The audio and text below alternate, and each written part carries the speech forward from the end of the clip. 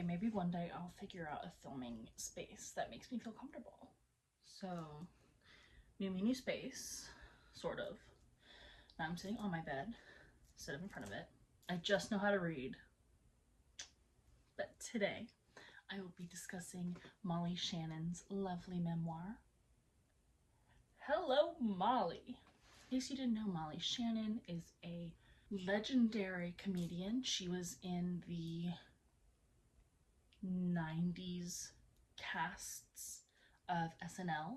I could look it up. And I read the book. Learning is remembering, people. That's what I learned in 8th grade, and I'm not learning. I'm sorry. Not on purpose. What I really liked about her memoir was how much it focused on her past self. Like, I think from reading the book, she views herself now as like a wife and a mother, and like who she is now, what she's doing, what she's writing, what she's producing. And she doesn't talk about much of that, which I feel like some memoirs sometimes can like fixate on, of like, oh, this is what I'm doing because this is what's on my brain. But I really like that she focused a lot on who she has, like what made her who she is, and who she was. A lot of it focused on her relationship with her dad, which was just so like heart-wrenching, because she comes from a broken family in the sense that like her mom tragically passes when she's really young, and so she's living with her single father, who, you know, is super injured in the accident that happens.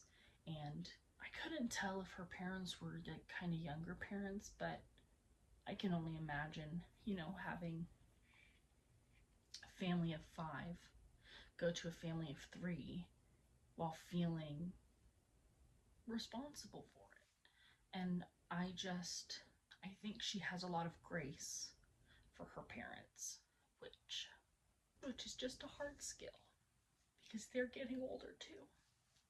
You know, they're growing up as well. And I really loved the book. Can you tell? I loved reading about her discovery of comedy and of theatrics, and learning character, and how that helped shape her both as an artist, and how it affected her real life, and how it was a gift that she had been given, that she graciously gives back to the world.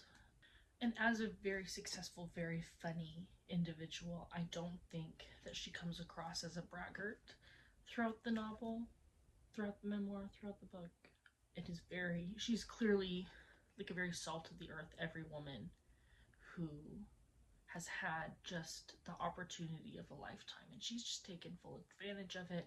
But she doesn't, at least in the way the book comes across, she does not think of herself as above people. I loved hearing about how she supported herself through college, supporting herself in LA.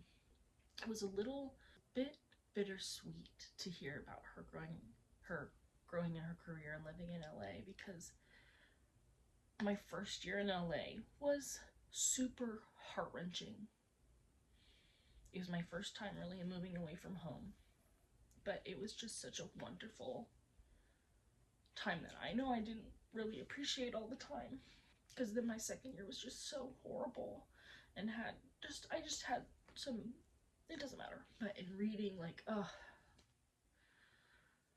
the before times, the before COVID times, where, you know, where things were different, it feels like people don't understand that, like,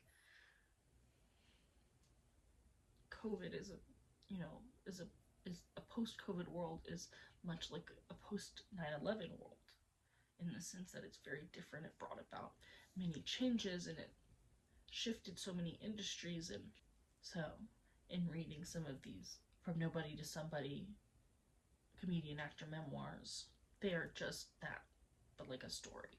Whereas I think at some point they were kind of seen as like bootstraps, like, you just got to keep pushing, like, this is how I did it. It's hard, but relatively straightforward, and that's just not how it is anymore.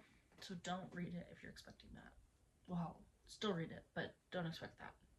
And it was nice just to see another comedian's pain, because most, in my experience, most comedians and like funny people have like really deep rooted issues and trauma and sadness that is just eclipsed by the joy that they bring others. And so that's always a nice reminder. Maybe I'm in good company. Who has a really weird interaction with Gary Coleman.